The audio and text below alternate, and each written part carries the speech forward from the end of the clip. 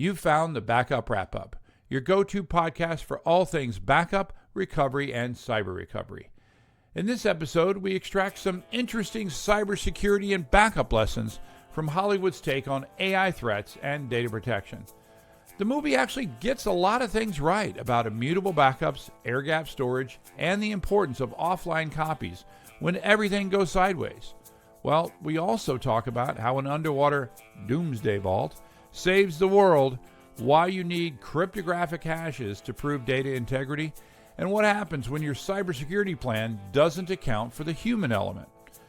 The episode, I think, is a lot of fun, and you will actually learn a few things about protecting your data from AI and regular old ransomware attacks. By the way, if you don't know who I am, I'm W. Curtis Preston, aka Mr. Backup. And I've been passionate about backup and recovery ever since I had to tell my boss that there were no backups of the production database that we had just lost. I don't want that to happen to you, and that's why I do this. On this podcast, we turn unappreciated backup admins into cyber recovery heroes. This is the Backup Wrap Up.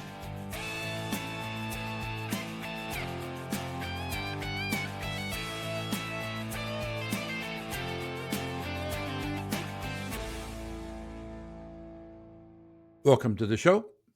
Hi, I'm W. Curtis Preston, aka Mr. Backup, and with me, I have a guy that took way too long to see the movie that we're talking about today, Prasanna Malaiyandi. How's it going, Prasanna? I'm good. Do you want to tell listeners why it took me so long to see it? Because you were doing research? Sort of? No, I was not in the country. Oh, well, there is that. But you could have seen it in India, couldn't you? Have? I could have. I don't know if it would be. It probably would be the same experience, but I decided to wait. If they dub it. So what do they call it?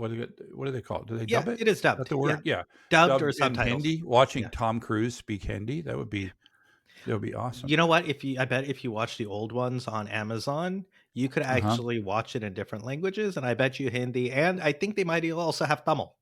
Oh, really? Which throws me off all the time. But yes, I was watching because every once in a while, for some reason, when I watch like a TV show on Amazon Prime, the audio would be changed to Tamil.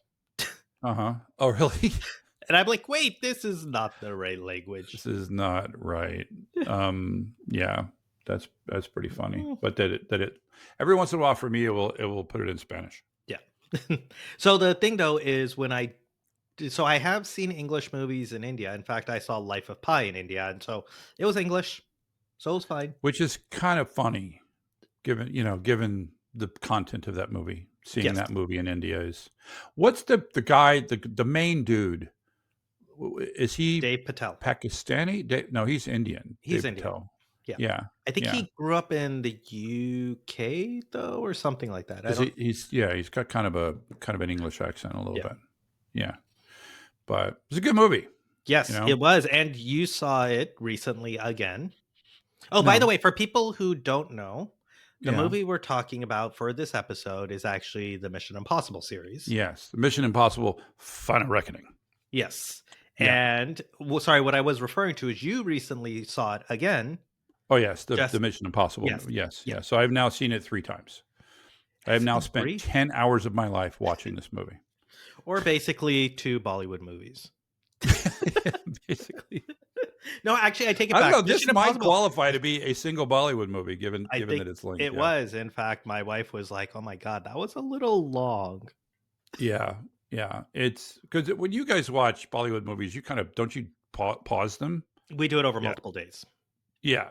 But this was like, you got to watch it. Yeah. Well, you have to watch this movie like that. Yeah. And the best part is, I think when we were watching it after it was done, she was like, they don't give you an intermission in the middle of the movie so you could take a bathroom break or grab some snacks or whatever else, because most Indian movies, they will pause in the middle. Oh, interesting. They will do an intermission. So then you could go grab snacks or go to the bathroom or whatever else. And then they'll continue. And this is my chance to mention my favorite app. I did mention this to my wife, which is not a sponsor. This is an app I've been using for 10 years, and it's like changed my life. So the app is called Run P. literally word run P, Like and P it will as in the tell letter you P like or no P? P as in go pee. Okay. It will tell you when you can go run and pee in the movie, right? And it's free as long as you don't mind like movies older than like a week or two.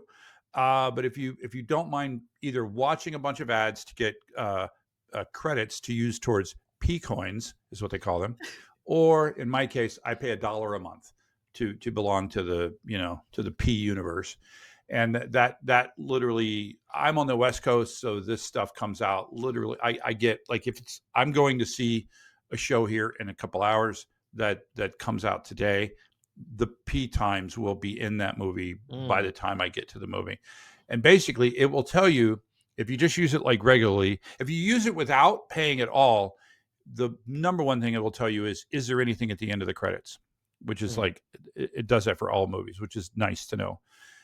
But if you have the credits or whatever, it will tell you basically at 15 minutes and 37 seconds when in this movie when Angela Bassett says, uh, "Ethan, where are you?" You can go.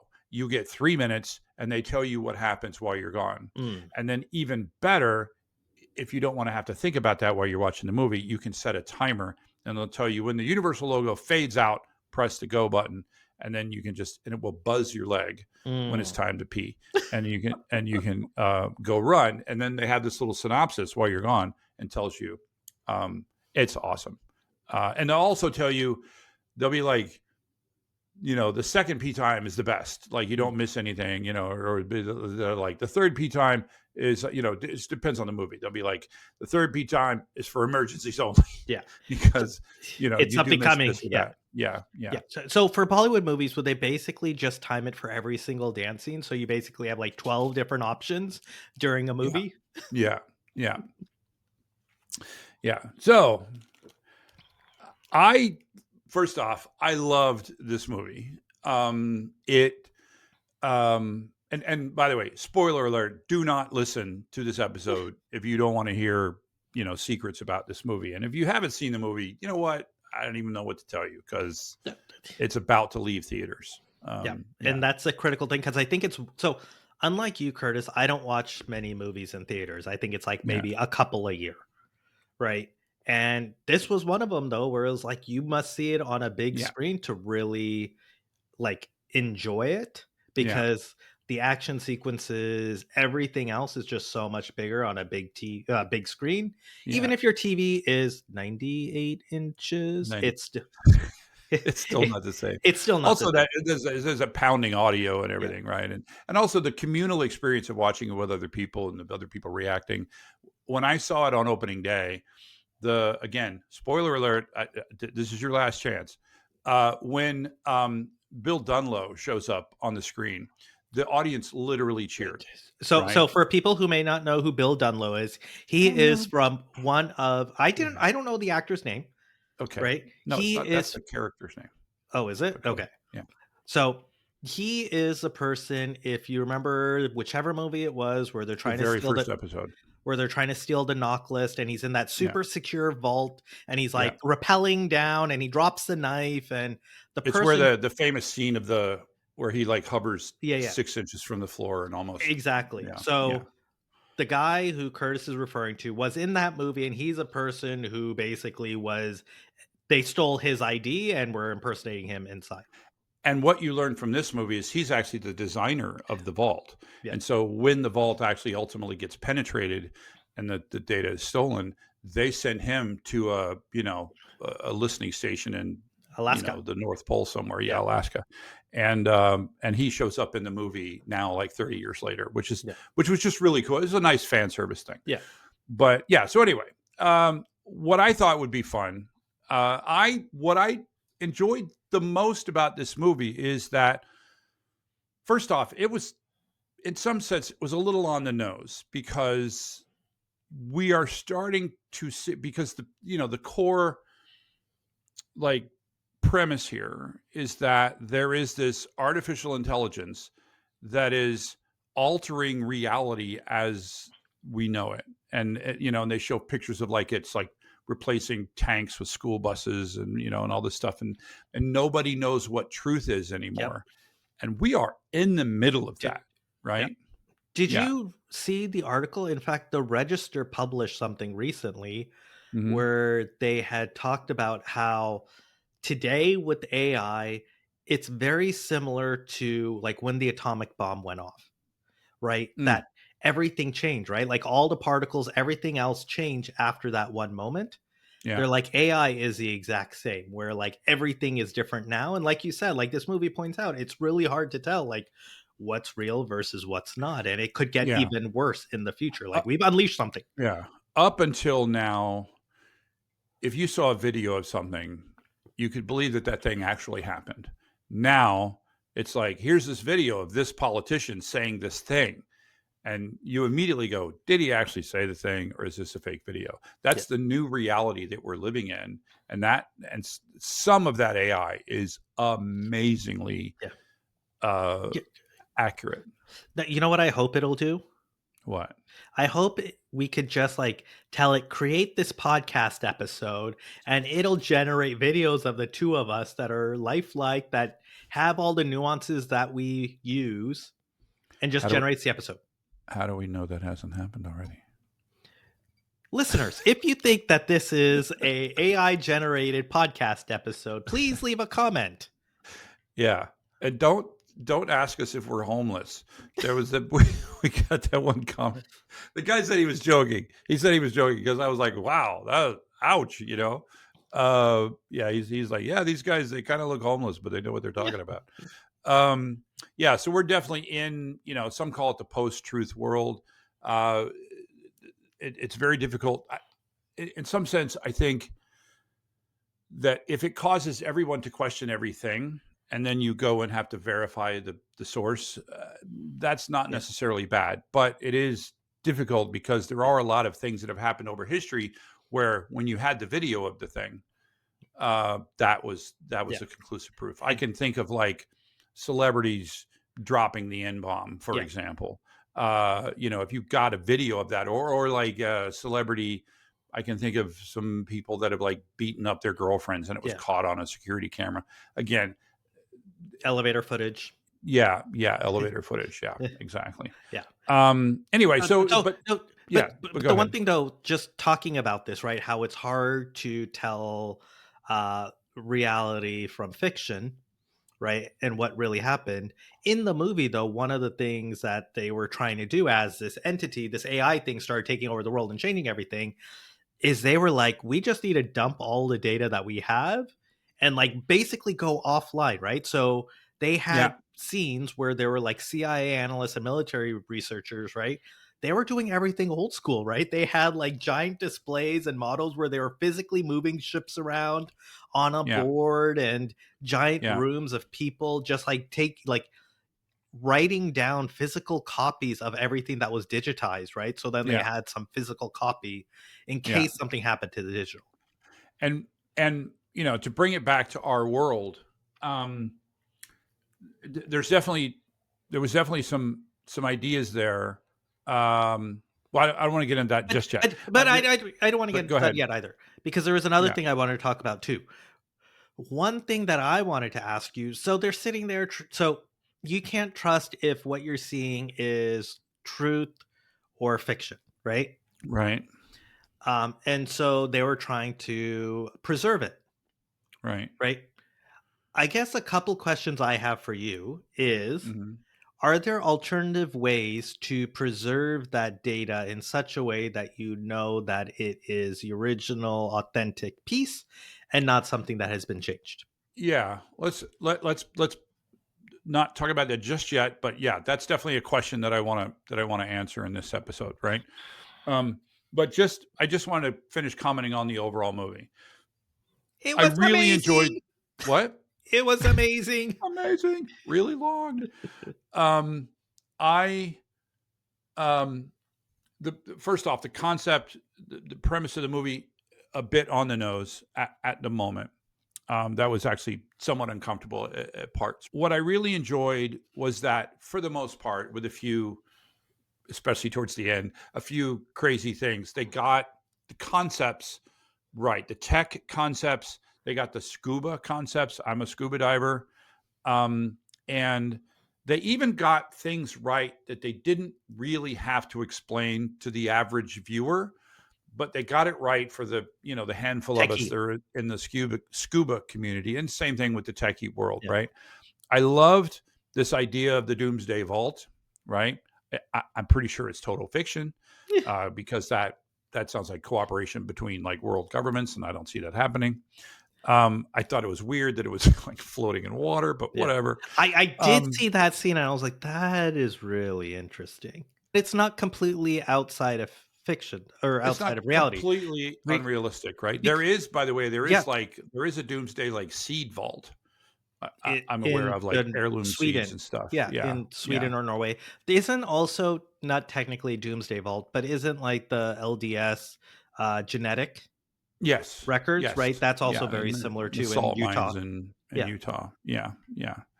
Um, and but yeah, I like that they took a lot of effort with some obviously artistic license. They took a lot of effort to get the tech right. Um, I mean, there were a couple of silly things like so. One of my best friends is a former uh, submariner, right? And I asked him, I was like, "Do they have a room like that?" And he's like, "They actually do kind of have a room like that where you can go in and out of the sub. It's meant mainly for escaping. It's not subs aren't made to go diving the way that they Yeah. depicted in the movie.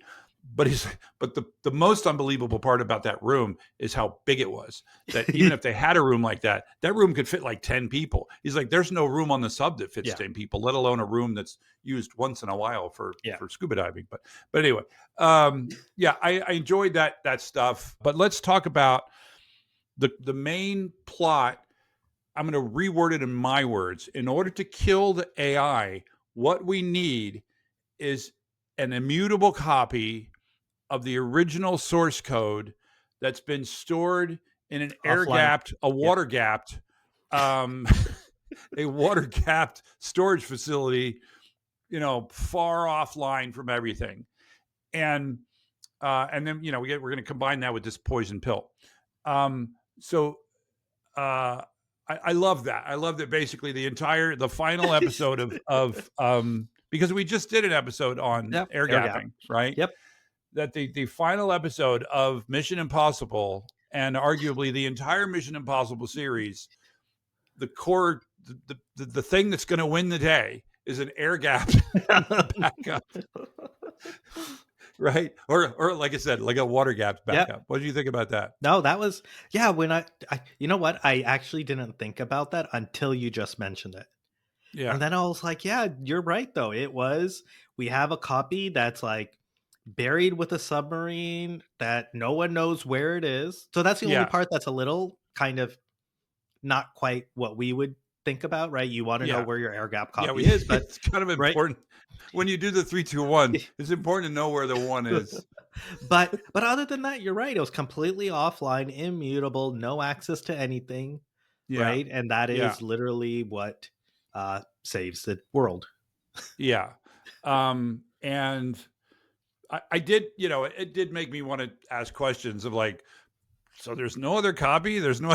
I think what they were trying to say was that all other copies Had been have modified. been infected by the AI, Yeah. right? To which I still want to say there are no other copies that are stored in like immutable storage No, of the because original source code. probably not. That bothers me. Well, because remember though, Curtis, right? Part of it is right. If you think about AI in general, right, or AI, LLM, machine learning, right? Mhm. Part of it is the source code, but part of it is all this like training data and other things, which is constantly evolving. So what you get from one day to the next may not be the same, right? And so Yeah. it could be learning, it could be right. It's the constant learning model, right? So Yeah, and and again, there's things that you just have to let go. The willing suspension of disbeliefs, as we call it. I'm like, how do you write a poison pill for some source code that that you don't know. you don't know what the source code does? I don't know, whatever. Not to mention the fact that you got this special little slot thing that's designed to go into that's How do you even designed know to what go in this? the special little Yeah. slot in a device that you've never seen. That part reminded me a little bit of Independence Day, hmm where Upload the virus and yeah, where they upload the virus to the thing. It's like there was actually a blog post that came out back then. It was like the 20 things I learned about IT from watching, or I don't know. I think it was like the 20 things I learned, and one of them was if you go up to a top secret military facility, if you just show them an alien, they will let you right in. If you remember, they had him in the back of the yeah, pickup truck. yeah. They're trying to get in. They pull up the tarp, and they're like, "Oh yeah, come on in." But my favorite was a Mac can interface Yep. with, The alien technology. even though it can't interface with most Earth computers. This was back when Macs were really Yep. different, as I'm sitting here on a Mac. But yeah, that was a funny one. And so there's a couple of things like that to poke fun at. I will say, just for those curious, the scuba stuff, they got it pretty dang right. The fact that one of those things that they included that they didn't have to include was when you go down in depth, every 10 meters you add a 1 to the denominator. So when you're at the surface, it's equal 1/1. When you're at 10 meters, the air is compressed by half. When you're at 20 meters, it's compressed by 1/3. So you'd add a number all the way. And so he went to 300 feet. So I'm just going to approximate that to be 100 meters. So that means he's at the air at his depth was 1/11th the size that it would be at the surface. So that's why when they said, they're like, how could he have taken I one asked you breath of that. air? I asked you Right? that. Yeah. How can you take one breath of air at 300 feet and last to the surface? And one answer is, well, he didn't. But the other answer is, and by the way, I've actually done this, not at 100 meters, but at 90 feet. I've run out of air. And because as you come up the surface, that process reverses itself. So that's why you have to breathe continuously. The number one rule of scuba that you learn over and over and over again is always breathe, never hold your breath. Because as you come up, the air is expanding, and so your lungs would explode if you didn't let air out your thing. And so you can see him as he's coming up. So it literally is possible to take a single breath of air at depth and make it to the surface by slowly blowing out air. Yeah. And I know that for a fact because I did run out of air at depth at 90 feet. That's a story for another day. But at night, for the record, in Scary. rough seas, scary. Not good. Actually, it's actually happened to me twice, but anyway, never mind. But so let's talk about, I think the core thing of the movie is that air gap backup's good, right? You do need the ability to trust, a copy of your stuff. So here's a question for you. Yeah. Is that technically considered an air gapped backup because they've never actually used it for restore testing before they needed to?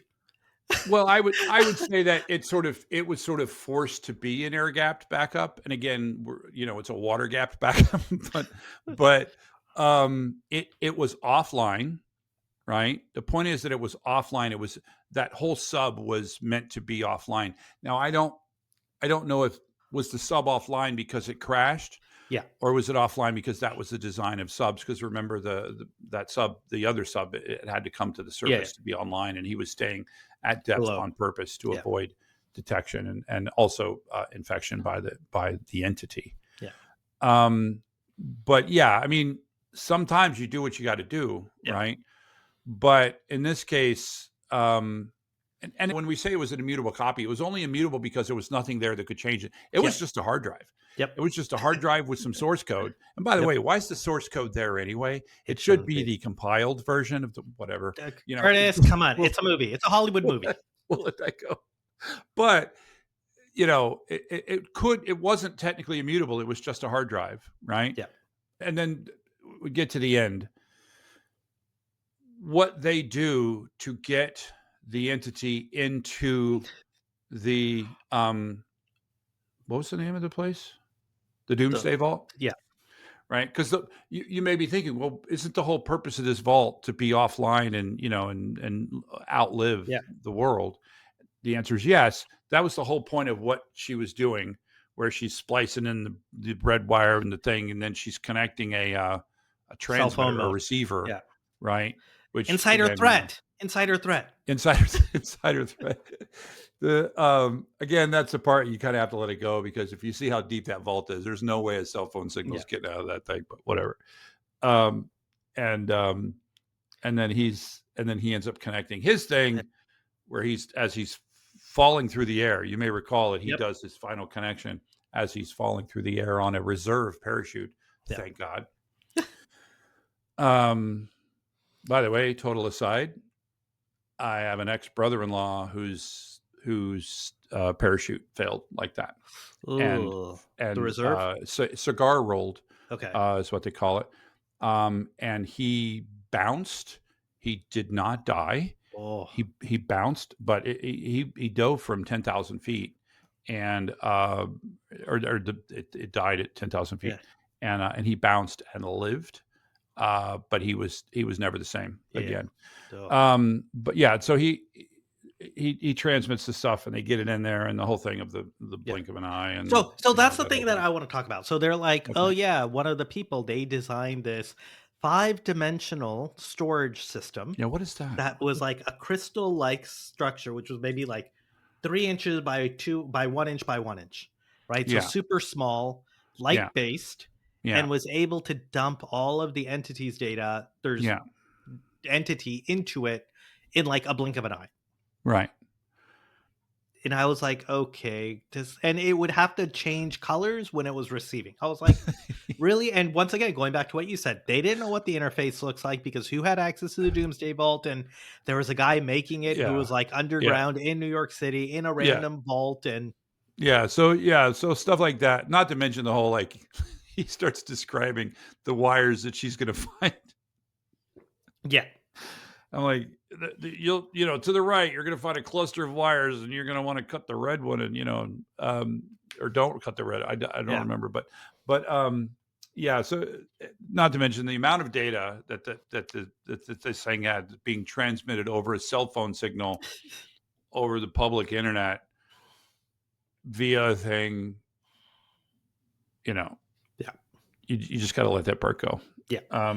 So it reminds me of an episode of Alias where she's trying to steal data from a server, and she does this upside down hangy thing, kind of like Ethan Hunt in the first episode, and she has a wireless modem that she's using to transfer the data out of the server. And I'm like, that's not how it works. Not how that works. Well, it's like, do you remember with old car fob or key fobs where you would hold it to your chin to turn your head into an antenna? No, I do not remember that. So Volkswagen Audi keys in the early 2000s, the distance was awful. But if you held the key fob underneath your chin, you would actually increase the distance. This sounds like an urban legend. I've actually done it, Curtis. Really? Yes. Explains a few things. Yes. But I want to talk about something. Yeah. Okay. So so we've got some things that we could talk about. We can talk about, we could talk about this concept of the Doomsday Vault. We can talk about the offline copy. We can talk about the immutability. We can talk about this question that you had about what would you do if you actually want to store data that you can trust like that? Yeah. Yeah. What do you want to start with? Which question do you want to start with? Let's start with production. So you're saying that you want to be able to have a copy. Sorry. So data you're creating today, data that either you're creating or already exists. Yeah. How do you go about to ensure that it doesn't get changed and you could prove the authenticity of said data? Yeah. Right. Because this comes up in compliance use cases, right? There's SOX regulations, financial regulations, medical regulations, all of these things, right? Yeah. And so the one thing they didn't cover, which I'm wondering maybe that was a miss on their part, was was there something they could have done for production data instead of, if we only focus on making sure that you're able to determine has it been altered or not? So the answer is yes. I will say that the core thing still comes down to we need something. We need a place that we can trust that's immutable. Right? We need some type of storage. And I think this is true like for so much for backups, for ransomware protection, for lawsuit, for Hmm. e-discovery purposes. You need to be able to demonstrate for multiple reasons and multiple purposes that the thing that you're presenting, whether it's for a restore or for a lawsuit, is really the thing that you started with, right? And so it has to start with a truly, truly, truly immutable copy of the data, right? And again, I go back to the only thing that's truly immutable is something that even you aren't allowed to delete it, even if you have all power, right? Which is rare. That Very, is very, really, very rare. really rare, Yeah. right? Because Um, if you had access to a server, yeah, you could just physically destroy the server, the hard disks, yeah. right? Which is why you're saying it's very, very hard to truly have an Well, immutable copy. I'll also say there's no such thing as an immutable copy Yes. because of what you just said, Yeah. right? There is no something 100% immutable. We talk about immutability being a binary Spectrum. condition like pregnancy or death, but it's not, right? It is a spectrum. Um, but there's good, better, best, right? And the best immutability is you can't delete it. No one else can delete it short of what you just described, Mhm. short of destroying it. And then what you have to do to protect against that is you have to have multiple Mhm. copies in multiple situations, right? Yeah.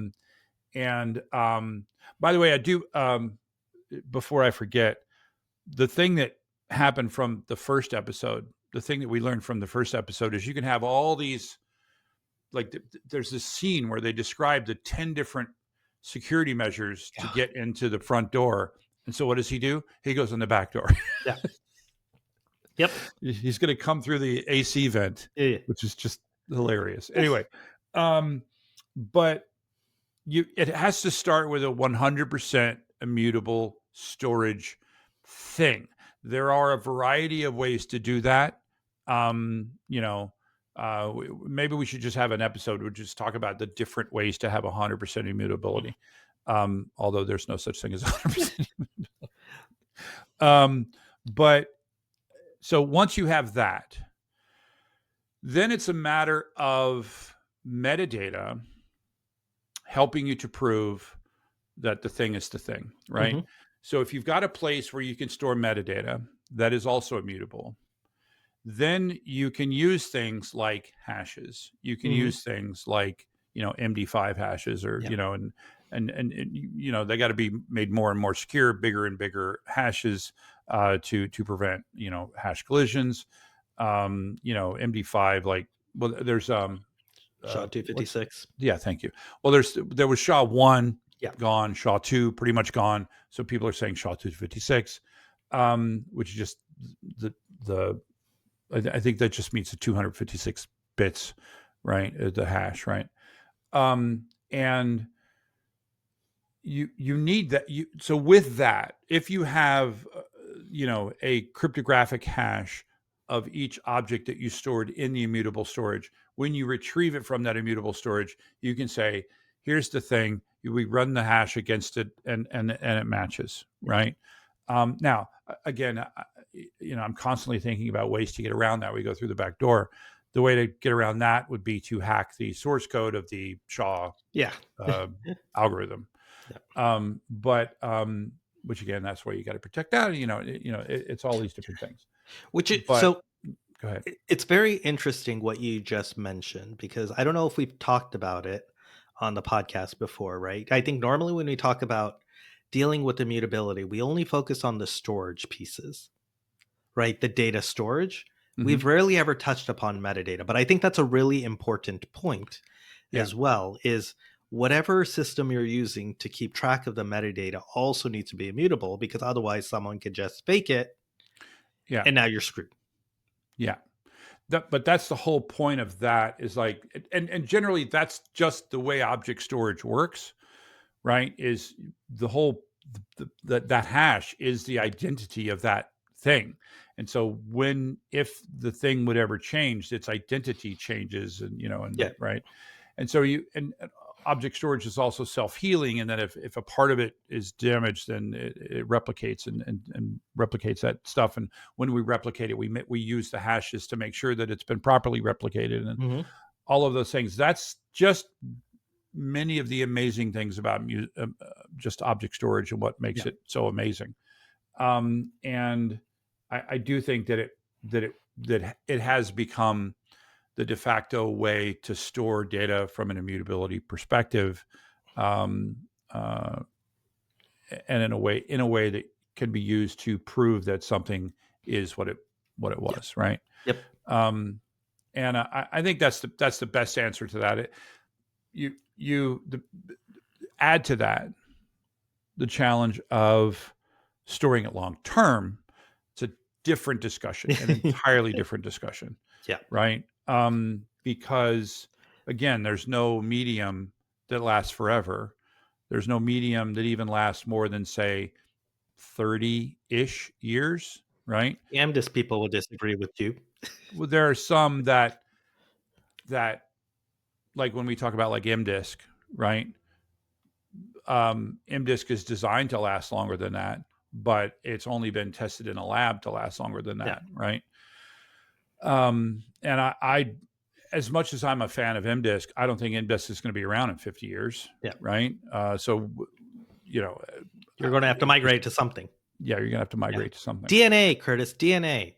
And that's the thing, right? There are all, I've talked to some people in some Skunkworks projects where they talk about DNA storage. They talk about optical storage. By optical, I'm sorry, like a block. Yeah.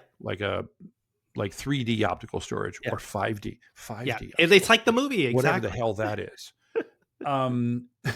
What is 5D? That was the one part I was like, wait, what is that? Yeah. Maybe time and space are included in there? Because that'd be like 4D if it's time. And then space. No, but space is part of 3D. What's the fifth dimension? Something new. Maybe it's a black hole. Fifth Dimension is a musical group from the 70s.